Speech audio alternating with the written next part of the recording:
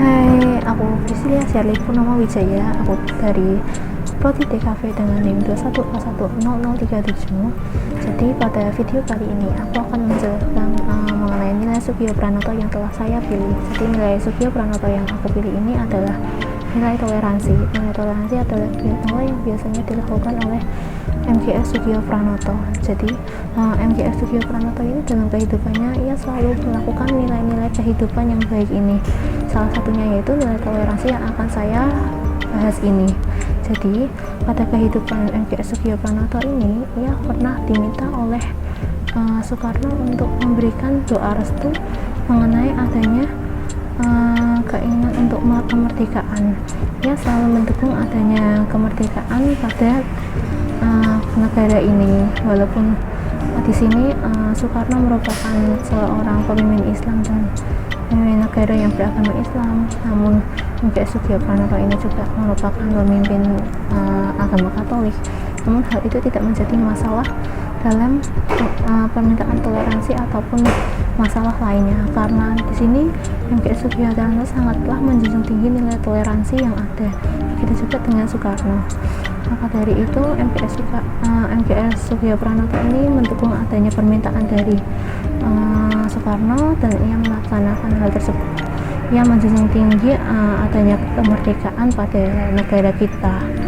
Nah, jadi hal toleransi ini merupakan hal yang sangatlah penting, karena sebenarnya perbedaan agama ini bukanlah hal yang sangat bermasalah dalam sebuah kemasyarakatan, dan kemerdekaan adalah hal yang sangat penting jika disertai dengan toleransi, saling menghargai, sesuai dengan yang Tuhan inginkan dan Tuhan katakan.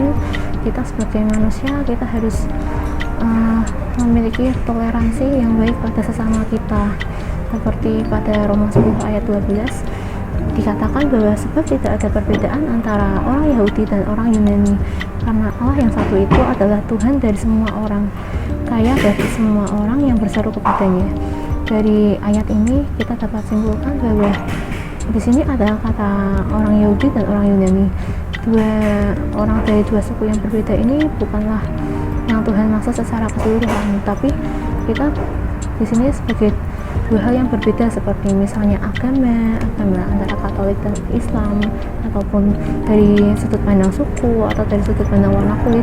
Walaupun kita memiliki perbedaan yang mencolok ataupun pokoknya intinya perbedaan, kita adalah hal yang satu di mata Tuhan, karena Tuhan pun juga Allah yang satu, Tuhan dari semua orang. Maka dari itu perbedaan yang ada itu sama saja di mata Tuhan, karena kita sama-sama merupakan ciptaannya berdasarkan gambar Dia. Lalu pada Matius 22 ayat 39 ini dikatakan, dan hukum yang kedua yang sama dengan itu ialah kasihilah sesamamu manusia seperti dirimu sendiri. Di sini dapat kita artikan bahwa Tuhan ini menginginkan bahwa kita tuh dapat mengasihi sesama kita seperti kita juga mengasihi diri kita sendiri. Kita jika mengasihi diri kita sendiri, kita pasti mengasihi diri dengan sangat mengasihi. Kita benar-benar menjaga diri kita sendiri, seperti hal ini adalah yang satu-satunya, dan itu pasti terjadi pada diri kami sudah sekalian. Nah, dari itu Tuhan juga ingin bahwa kita ini sebagai orang yang mengasihi diri kita sendiri, kita bisa juga mengasihi orang lain seperti kita mengasihi diri kita sendiri, dengan menoleransi yang ada, menghargai, saling membantu dan juga lainnya. Hal itu sangat diperlukan dalam kehidupan. Lalu yang ketiga, ini ada ayat satu lagi di 1 Yohanes 3 ayat 16. Demikianlah kita diketahui kasih Kristus, yaitu bahwa Ia telah menyerahkan nyawanya untuk kita. Jadi kita pun wajib menyerahkan nyawa kita untuk saudara-saudara kita. Ya, jadi di sini Tuhan ingin bahwa kita ini dapat berkorban bagi orang lain, tidak hanya kita selalu saja membenarkan diri kita sendiri padahal kita ternyata salah tapi tidak mau disalahkan. Jadi kita harus melihat berdasarkan kebenaran. Jika memang orang lainnya benar, kita juga bisa membenarkan mereka, tidak hanya menyalahkan orang lain saja tapi tidak mau disalahkan. Namun tak hanya dengan itu, kita bisa menyerahkan nyawa kita, berarti kita berkorban bukan hanya secara seperti tadi, namun juga seperti kalau ada teman jatuh atau mungkin ada kesakitan atau kesulitan atau butuh bantuan, kita bisa membantu mereka. dan hal itu sangatlah berarti bagi orang lain yang merasa kesulitan, dan kita saat membantu itu kita tidak memandang adanya misalnya orang tersebut tidak seagama dengan aku nggak mau, jangan begitu. Kita itu merupakan hal yang tidak baik dan tidak menoleransi. Kita harus melakukan apa yang Tuhan inginkan. Kita harus menoleransi orang lain, kita harus membantu tidak memandang siapa yang kita bantu.